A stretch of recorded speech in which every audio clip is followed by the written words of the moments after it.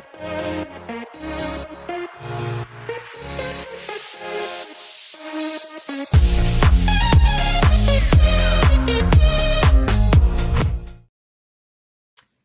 everybody, Zoldi here, and now today I'm your host of the Full Tilt podcast, Tech Industry Leadership Talks.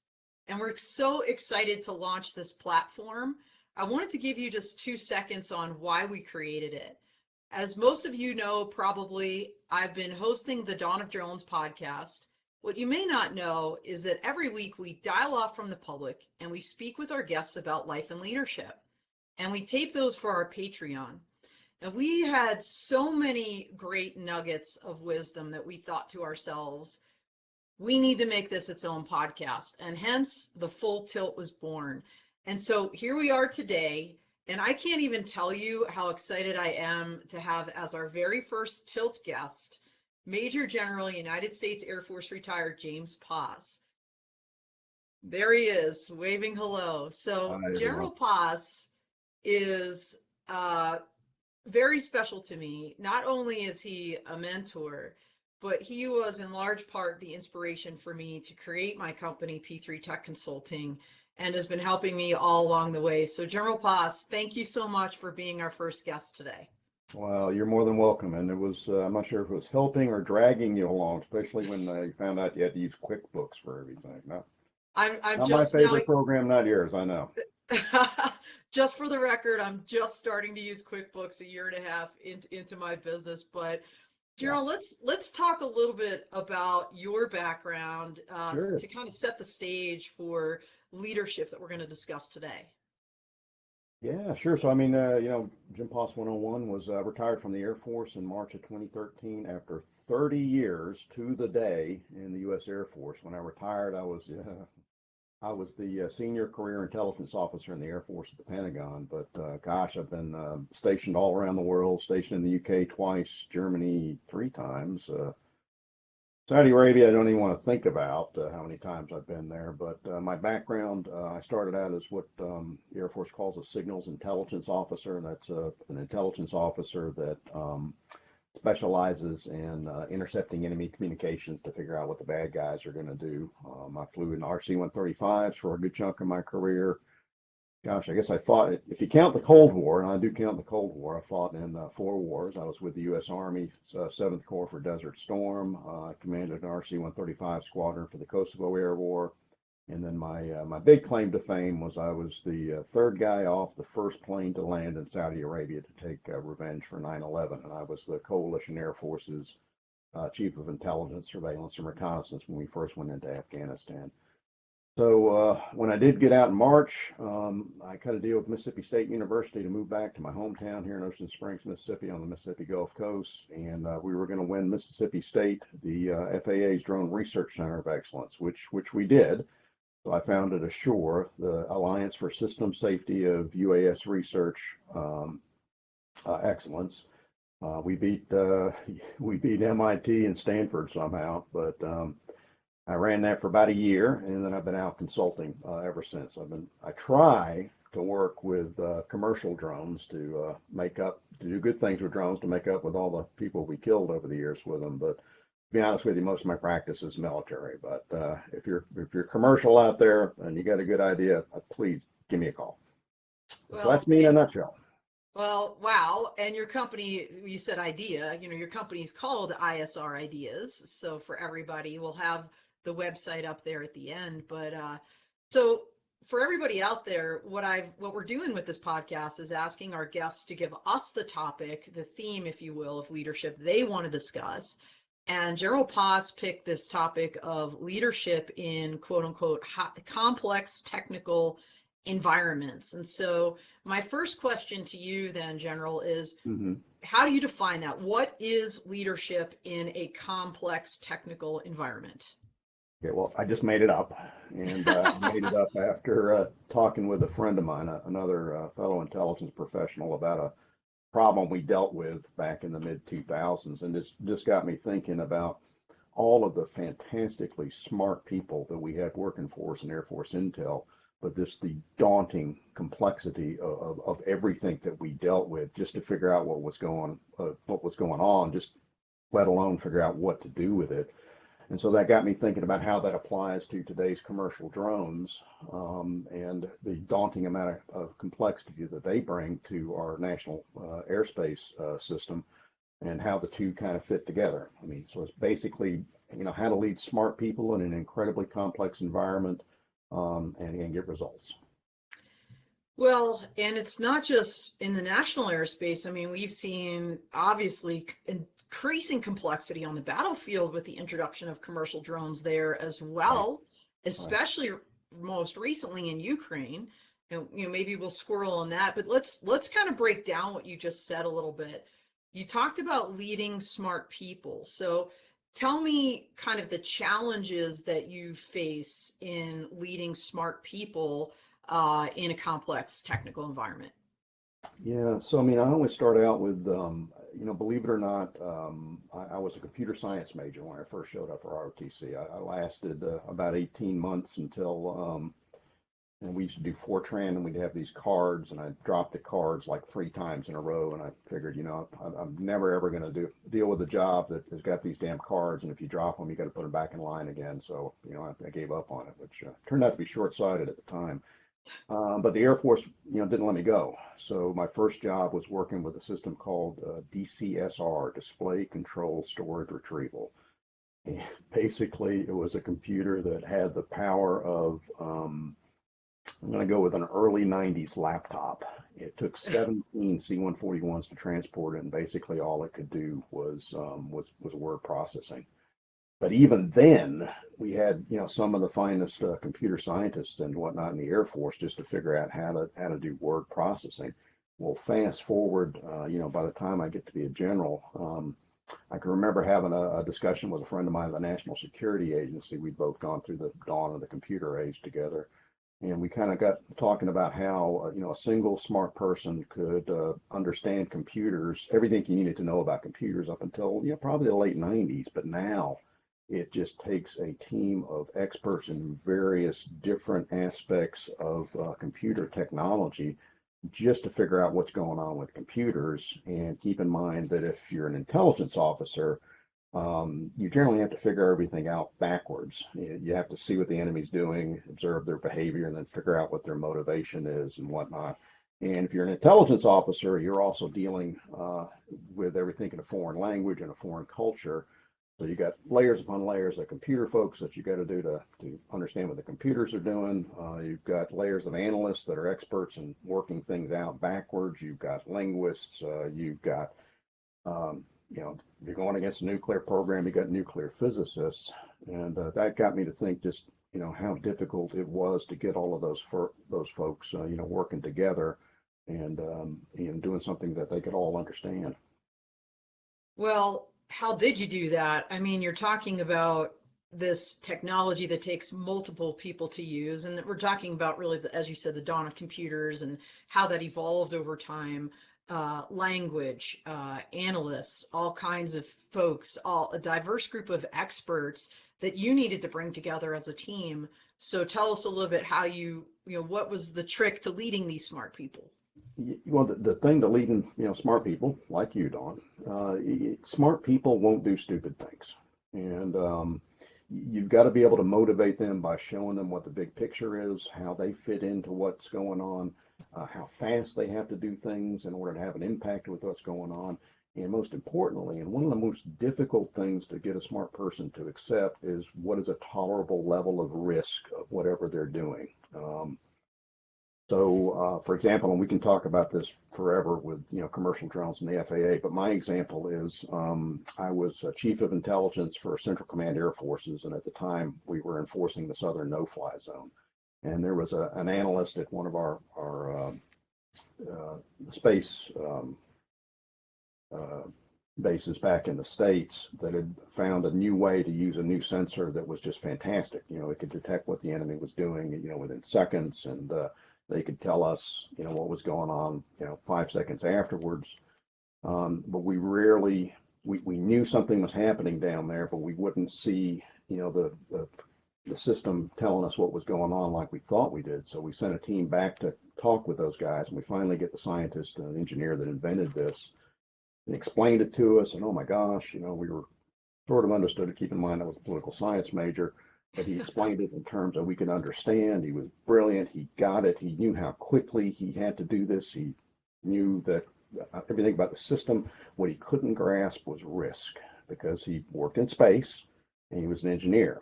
And engineers always believe that they can engineer the perfect solution. And space guys are not satisfied unless it's 99.99999% sure.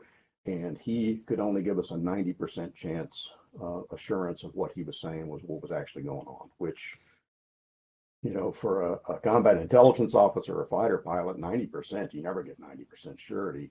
But once we'd explained to him what the level of risk that we had here, everything started flowing, and we ended up reducing the overall risk to our pilots out there, because we were able to take down enemy air defenses there. But brilliant guy, knew everything was going on, knew where he fit, very motivated, just had never had anybody set level of risk for him. And you run into that all the time with civil aviation authorities. Well, I think a lot of career fields general have this risk aversion. I mean, heck, I'm a licensed attorney, as you know, and what I find also is so many attorneys, number one, they forget their place, which is just to kind of advise and recommend. Like, Right. they're not the decision makers oftentimes, right? It's the client that is. In your case, the chief intelligence officer or the commander. And the second idea is, this idea that it has to be perfect. Well, you're right. Oftentimes there's not a 100% certainty of a solution. And so, especially in, as you call it, the highly complex technical environment on the battlefield, or even in the commercial space, where time matters, being able to make those quick decisions and realizing, okay, there's got to be some acceptable level of risk here, and we all have to be okay with it. What is that level? I think that is critical. And I can really appreciate what you're saying about smart people have, especially engineers and even lawyers, have a hard time getting their brains around that. Let's talk a little bit about the cultural impacts of revolutionary technology, and how you kind of alluded to it earlier with this idea of the advent of the computers and how that changed the game, and at least in your career field. Right. But in the commercial drones, in advanced air mobility, in technology in general, whether it's automated driving systems, unmanned, uncrewed underwater vehicles, 5G, Internet of Things. I mean, the list goes on and on and on right now with the speed at which technology is changing at such an incredible pace.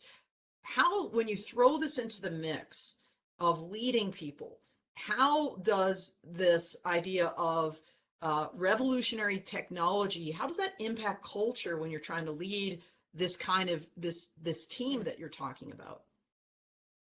Yeah, it's interesting, and a lot of it goes back to cultural acceptance of risk. And like I was going to say, the reason the Air Force is able to do what it does is because God made fighter pilots. And fighter pilots are used to making sure that whenever in that aircraft that everything's operating at 99.999%, efficiency, and everything's functional and all that kind of stuff. But they'll take risks, and their goal is to achieve the mission. If that's to shoot down enemy aircraft, bomb a target, they'll take any level of risk to do that. It's amazing. I'm working with a company that deals with GPS reliability, and with civilians, gosh, you got to have up in the high 90s to do that. You get talking about trying to sell that to the Air Force, and you get them with a bunch of fighter pilots and say, well, we don't actually need GPS to do our mission, and we're not going to rely on GPS to do our mission because it's not reliable enough, so we're going to do this. Boom. And they're absolutely right in both of their worlds, and when they say that. The problem you run into, particularly in unmanned systems, is you got a level of risk, and we can talk about that too.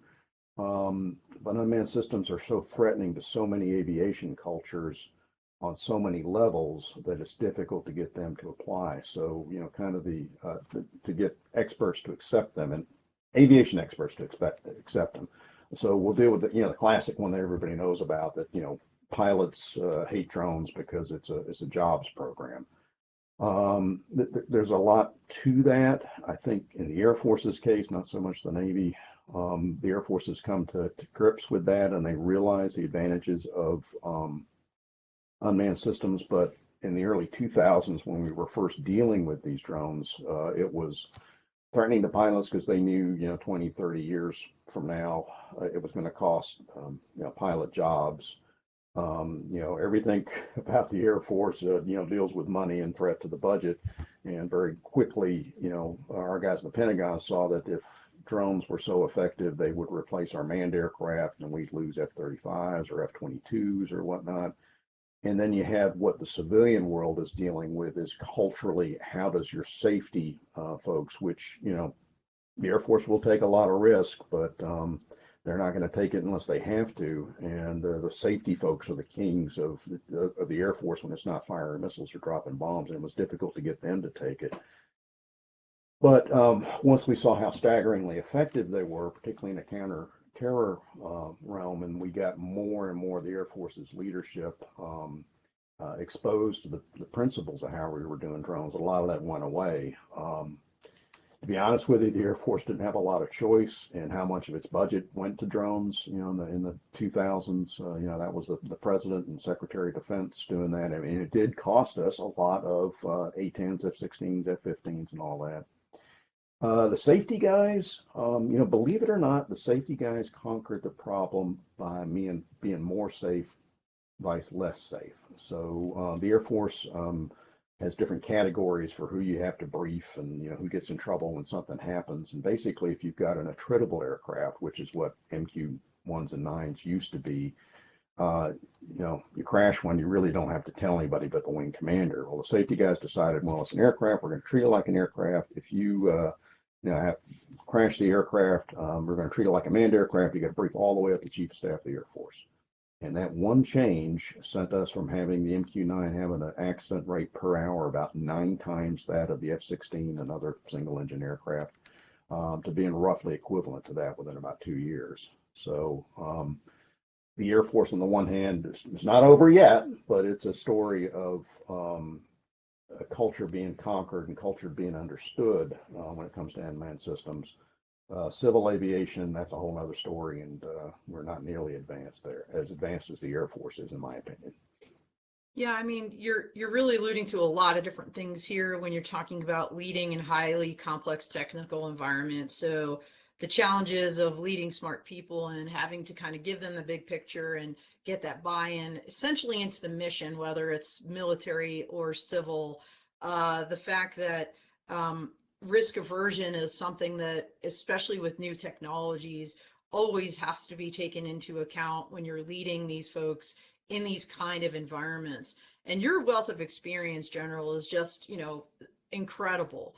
So let's back up a second and kind of go to your origin story, because there's this like ongoing debate for all time. Is leadership a product of nature or nurture? And I have my own views on that. I'm not gonna. We can certainly get into it, but I'd love to talk a little bit about your background and your upbringing that kind of shaped your ability to lead in these highly complex technical environments. So let's talk maybe like from the beginning. So you mentioned you're in Mississippi now. Is that where you were brought up? And tell us a little bit about your upbringing that helped shape who you are today. Yeah, sure. So I'm an Air Force brat. My dad was a non-commissioned officer in the Air Force, very proudly. He was largely in aircraft and vehicle maintenance, but I'm also Anglo-American. I was born in the UK, and if you're an expert in Suffolk, you'll know where Earl Soham is. It's population 3, I think, but my mother's a Londoner. And to be honest with you, the combination of the two had a profound, effect on me. I was just thinking about this the other day. It's been 2001 was 21 years ago for me, and a lot of that, in my mind is still real. You're going through all of the stuff that happened and all that.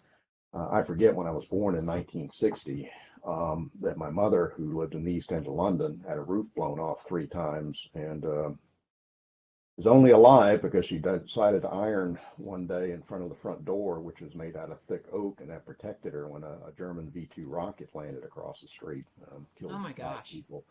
My mother World War II had only been ended for 15 years, when I got out. So I just imagine the reality of that. So unlike a lot of other kids out there, I grew up with the fact that, evil's real, the boogeyman is really out there, and they can come and get you, pretty easily. Meanwhile, being constantly exposed, to the wonders, my mother's a little bit one-sided when it comes to the Royal Air Force, of all the technology that they used, and invented radar, invented chaff, invented jamming, story after story after story about brave airmen and the wonderful flying machines that really made an impact on me. My father, on the other hand, is from North Mississippi, and and it's pretty hard scrabble up there in North Mississippi. I mean, my grandmother didn't get power until 1969, I think.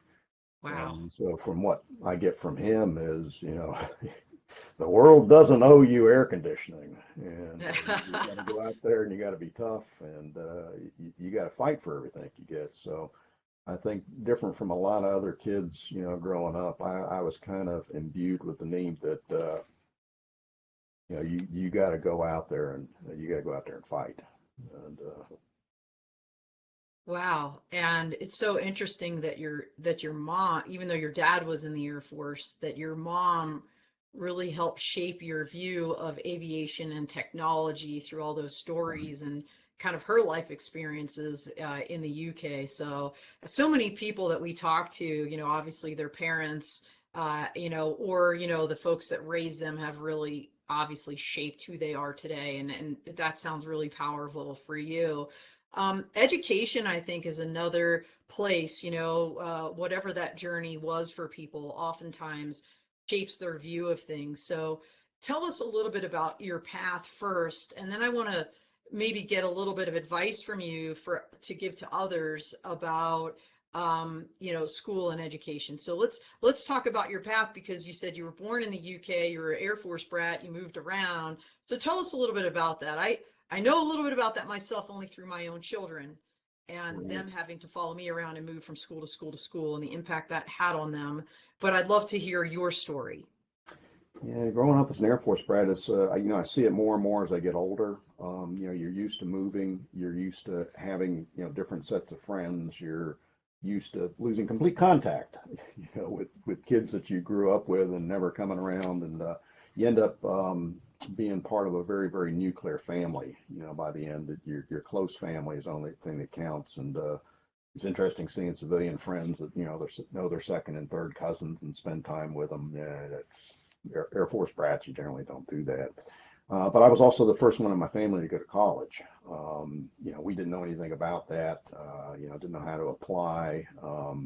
I grew up here on the Mississippi Gulf Coast. This is an extremely water-centric culture down here. I was a big diver and spear fisherman and fisherman and all that. So basically, I figured I had to go to college. I knew I had to join the Air Force. So I just went to the college that was, would allow me to do the most fishing, which was University of Southern Mississippi, which turned out to be a great choice because it's close to Keesler Air Force Base, which is where the Air Force does all of its computer training, and they had a fantastic computer science program for the early 80s, which I took advantage of precisely for 18 months until apparently they progressed beyond those cards, but I didn't know that. It worked out really well. The other good thing about the Air Force, and I'm sure you'll agree with me, Dawn, is they just beat education into you. You're constantly going to training. You got to learn your basic job, then you got to learn your technical job, and then they're constantly making you do other types of education, squadron officer school to broaden your background, Air Command and Staff College. The Air Force will not promote you unless you've got a master's degree. So I have now ended up with two master's degrees. One I got when I was flying at Mildenhall in the late 80s from the University of Southern California, which was a great deal because they hired professors from Oxford and London School of Economics and Cambridge, and actually taught the school there at Cambridge. I got a degree from Southern Cal, but the professors were from all around the world there, Wow. which was just fantastic. And then I got another degree when I went to Navy Command and Staff College. And education is a frequent topic that I have with my younger airmen and officers out there. And young people always think they're completely and utterly busy, because they go from, college or high school where, you're sort of busy, and then you get into the Air Force and you think you're busy 24/10. I keep explaining to them that, A, you can't keep up in a complex technical environment unless you get education, and B, it's not that if you don't have education, you're going to be that much stupider than your compatriots. It's just that they're going to have a degree and you're not going to have a degree. And in a lot of cases, that's just an open or shut case when it comes to promotion or getting a job out there. So I always tell them to start working on their next degree when they finish their last one, because you think you're busy now, wait until, fill in the blank. You're an operations officer, you're a squadron commander, or whatever. You just won't have time to do it then. So education is everything. Well, it is. It is. And, so many people we talk to and so many leaders we see are lifelong learners. And, you mentioned we're talking about this highly complex technical environment, but you started off talking about the fact that it's about leading smart people. And at the end of the day, leadership is always about leading people. And so, the idea that getting technical training, that's good, that's important in a technical environment, but also kind of understanding the broader picture, the, liberal arts, the world around you, other cultures you mentioned, particularly with your background in intelligence and having to interpret information or signals that you were seeing. So along those lines, what book might you commend to people to kind of broaden their mindset? Not a technical book, but a book that you think speaks to this idea of kind of a bigger picture, I think were the words that you used. It's going to be a nerdy answer.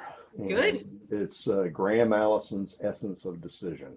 He's just started a second edition, but Graham Allison took apart the Cuban Missile Crisis, and he broadens your perspective by narrowing it, if that makes sense. So most people think of countries as black boxes. The Russians, made this decision and this is why they're going to do that, or the Americans did that. But he takes it apart and he really shows that the Cuban Missile Crisis was a series of errors and stuff that was done completely differently by people that may or may not have realized what they were doing. So, for example, the Soviet missile forces get caught, very quickly by U.S. Air Force reconnaissance because they just followed the book. So the book says that you have to put things out this far and this pump, and you dig them in this place, which made them dead easy, to get a hold of. When it came time for deciding what to do, President Kennedy very clearly took that team of experts approach that I advocate so highly. Where you had airmen, in there telling them that they needed to, bomb this into oblivion. You had soldiers telling them that, they thought they could invade. The Marines were with them. And then they ended up going with the Navy with, not too hot, not too cold, just right maritime blockade, which was the right thing to do. But Graham Allison did a good job of explaining all of the technical stuff that had to go together for any of those choices, and then how difficult it was for President Kennedy to understand when you're getting good, solid technical, advice from, very, very smart people, which one to go with. And, he made the right decision in going for the blockade. But it's a great book, and it'll broaden your perspective by getting you out of the idea that everything is so broad that countries, only make decisions in a black box and it's one guy making the decision, because that's not true. Well, this is probably a great segue to talk about, obviously President Kennedy in that scenario had to lead, like you said, a team of experts, team of teams probably even. And so let's talk about maybe some tips you have for people that are in, obviously not such grave decision-making situations, but maybe a tip that you would give to, let's just say, a junior person, whether it's an enlisted person in the Air Force or the Marine Corps, or a brand new entrepreneur. Like what is a tip you would give them about their career? I've already given the one, which is education is everything. So you've got to be a lifelong learner, and we've discussed that quite a bit. It's going to sound kind of cruel, but you got to find a way to make yourself useful. The world doesn't owe you a living. If you're just sitting around, painting rocks or whatever. We've got lots of people that can paint rocks. Make a difference. Do something useful. Do something that the world needs. And I would definitely put that in the context of a lot of the entrepreneurs that I deal with. You got to really sit back and think about your idea that you have, not because it's your idea and you think it's cool. You've got to be cold, hard. You got to deal with others and make sure that you're solving a really good problem for someone else. Not an idea that thinks that makes you feel good about it. And it's the same way for our younger enlisted guys and NCOs and young lieutenants and all that. We got a lot of lieutenants out there. Don't take the route that a lot of people do, which is, I got to go out and I got to be junior officer of the quarter or, NCO of the year, that kind of stuff. Sometimes that does help. But what helps a heck of a lot more is being that one airman or lieutenant that chief master sergeant or colonel is going to think of, I need something done. I need boom, because, Johnson, she knows how to, how to get things done. She's useful. Right. So, I mean, I posited the question in terms of both commercial or civilian and military, because I think there's a lot of lessons that translate in both worlds. And I think you're a perfect example of that, General Poss, and what you've done in your career. And this idea of having a value proposition, I think I'm just like kind of summarizing what you just said. Don't be creating solutions in search of a problem. I just remember when I worked with General Mattis, like it was really, everybody should know, like General, right, Mad Dog Mattis. He was the head of U.S. Central Command when I was in the legal office there. One of his many, lawyers working with him. And I'll never forget what he said. It was he said so many things that were impactful. The guy is like the king of one-liners, right? But not in a, like, he just wisdom always just comes out of his mouth. And so one of the things he said was, spend 2 months formulating your problem statement. And you'll probably only need about 2 hours to formulate the solution. Because, just think about the highly complex technical environment working on in CENTCOM, right, downrange, battlefield, all the different stakeholders. I mean, I'm preaching to the choir here with you, General, but, that idea that you have to really understand the problem to be able to solve it and then come up with a solution that, and especially in the civilian world too, how many times do we see companies creating something and it's just like, all right, that's cool, but what's your point? So Right. having that problem or the issue that you're trying to solve and marrying that with the solution that you've just generated, I think is really critical, and it applies in both contexts. You see that a lot, particularly in the commercial drone era. It's kind of interesting because manned aviation, was so well known. We've had it for 100 years and everybody knows the ins and outs. You know what you can and can't do with a Cessna, and you do know that if you're going to do something with a Cessna, you have to have a rated pilot, you have to comply with all the air traffic control instructions, yada yada yada. Drones are so ubiquitous and so easy to use that anybody can use them, and the problem becomes, the quote unquote experts, the aviation folks are generally not the best people to ask what to do with a drone. What I'm finding is the most interesting things and the most useful things that are being done with drones are being done with non-aviation communities. So I'll give you an example. North Carolina Department of Transportation, all great guys. They're very few pilots and NC-DOT.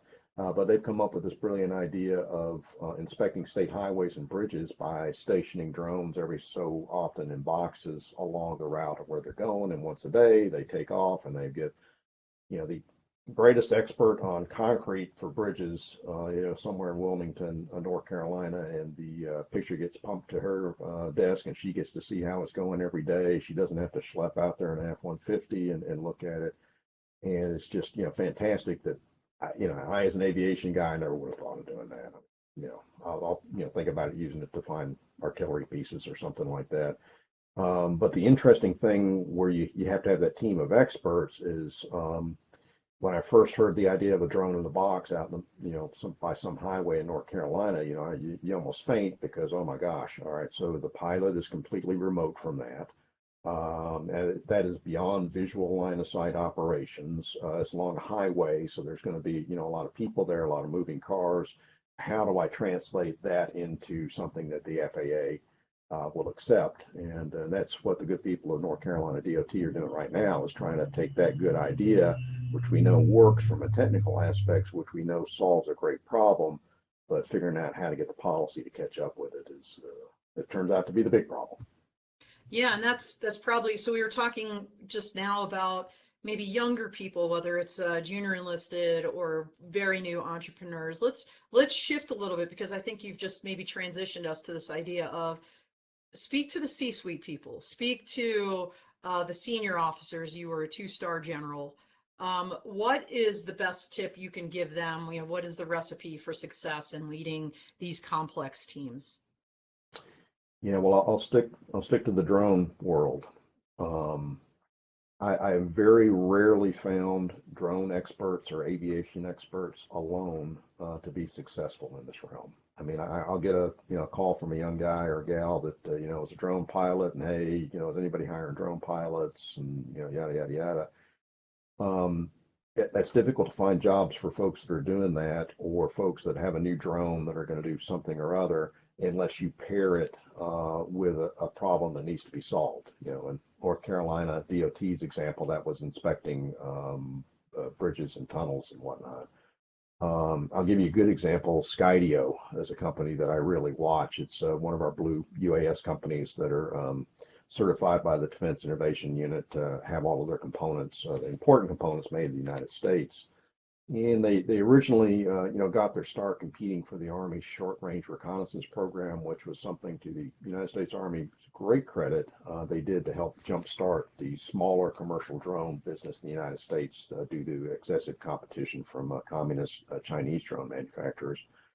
But they started out with a system that was, just meant to, win the competition, and it was going to go, a mile or so and, talk with, infantry guys, but they got in with civilian user groups and user groups in the military other than the infantry or security forces or whatever.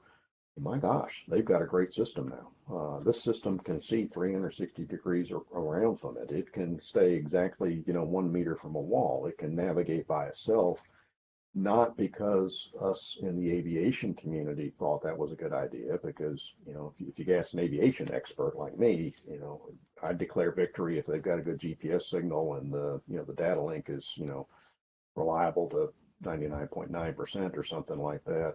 Not realizing that we had to add on all this other functionality that you never would have gotten from a guy like me, but you would have gotten in a 10-minute conversation from an expert in civil engineering or package delivery or whatever. So you're describing something that is near and dear to my heart, and you may not even realize that you're talking about, but you're really talking about diversity of thought. Right. And and the idea that you need different perspectives outside of your comfort zone, outside of your particular lane, especially as a senior leader, a C-suite person, a business owner, a Exactly. leader in the military, to be able to really succeed and have the best innovative ideas. And General, I think research bears this out. And, we're just talking about pure diversity of thought here. And that diversity of thought comes in all different kinds of, right, flavors along the way. And we're not going to get into that, but we are getting Very crazily Western short on perspective. time. Yeah. Which I can't believe. Like, I mean, obviously I can talk to you all day long, and there are times where I have, and we don't have that luxury here. So what I want to talk to you about, maybe a little bit of a lightning round in our last like 6 minutes Sure. or so. Well, all right, before we get to the lightning round, this is important, and I want to talk to every leader about this, because it's something that I think most of us that are type A's, that have led in all different kinds, especially in highly complex technical environments that are very time consuming and stressful. I'm going to ask you this question, then we're going to go to our lightning round. Sure. Let's talk about balance, because that is something that I think is very hard to achieve, especially as a high performer or someone leading high performance teams in complex environments, technical or otherwise. So is there a secret? Is there a tip? Is there maybe a nugget of wisdom that you could give to others about trying to have some balance in your life as you're leading these teams? You know, I'm probably a bad person to talk to because I don't think I've done well at that, to be honest with you, Don. You know, up Well, until, thank you for admitting that, first of all, yeah, because up I until think I a got lot of stationed. people they delude themselves into thinking they have balance in their lives when maybe in fact they don't. And I honestly I think it speaks to your character and leadership to be able to recognize that in yourself.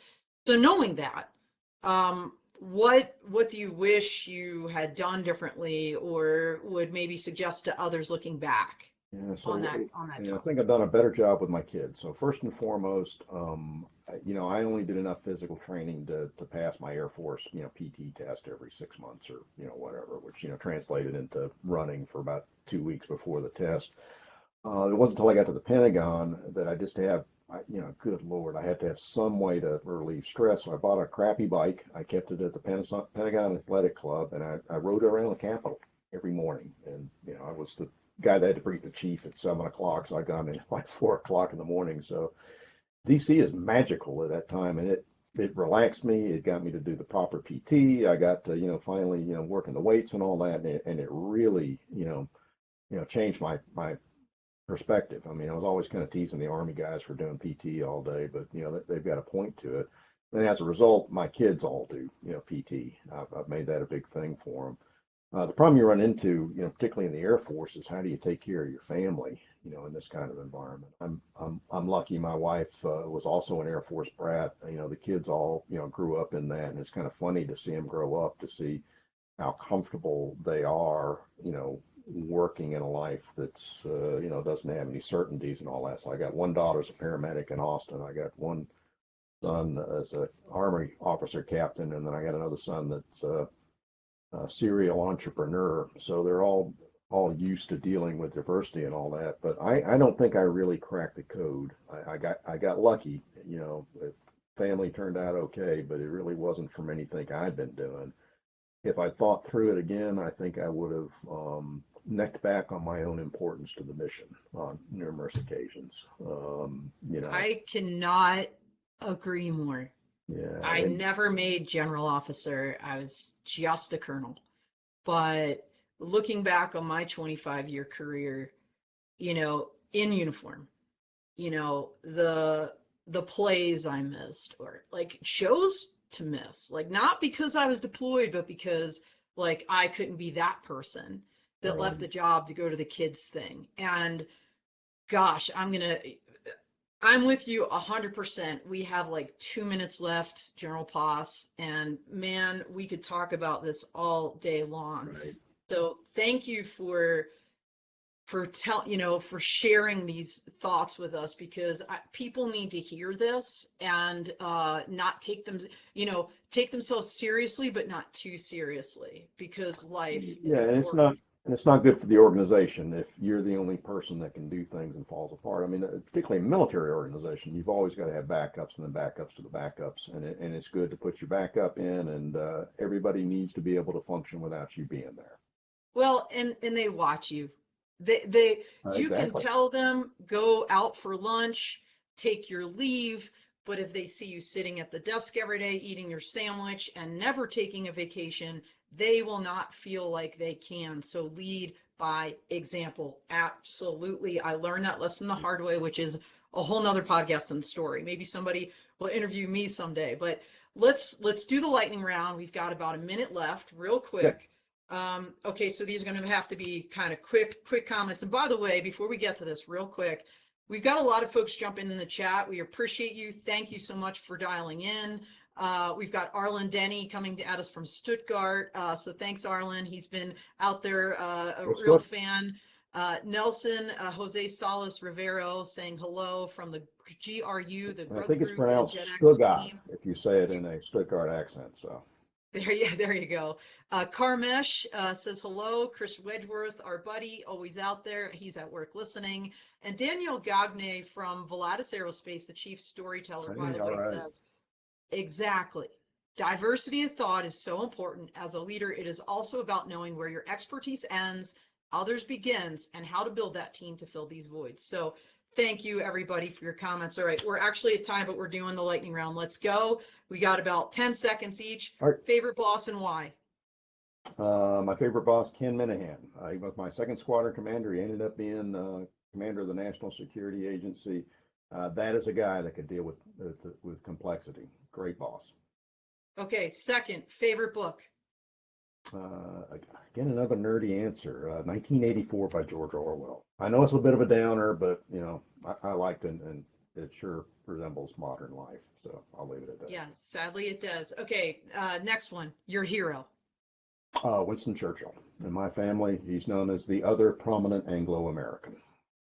There you go. And last thing to close this out, one thing you want to leave others with from a leadership perspective in closing that they should know. I'm going to go with what I tell my children. Never eat anything bigger than your head. Bigger than your head. It also tells you not to bite off more than you can chew. So head size is a good mixture there. So. I love it. That is great. Well, General Paz, thank you so much. I can't believe we're at time. We're actually just slightly over. This was really awesome. Thank you for being our first guest. We really appreciate you. Thank you for the honor. Yeah, absolutely. And everybody out there, thank you for dialing in. Thank you for your comments. We really appreciate that. And we're going to roll a couple slides here as we close out. But just a reminder, tomorrow on the Donna Jones podcast, we have Aerium Analytics with their Robird. So check that out, 9 a.m. Mountain Time on Drone Life. And then next week on Full Crew, we have 2 additional amazing guests for news, right? Your news commentary with Savannah Haran, the senior robotics engineer at the Phoenix Group, and Jeremiah Karpowitz, the senior editor at Diversified Communication and Commercial UAV News. And then next Tuesday, same time but different place, join us on Twitter Spaces. We're going to have a full crew Twitter discussion with Ramon Roche from the Drone Code and Ed Bucas from Votix. So check it out. Thank you so much. We are out here. Have a great week. Thanks a bunch.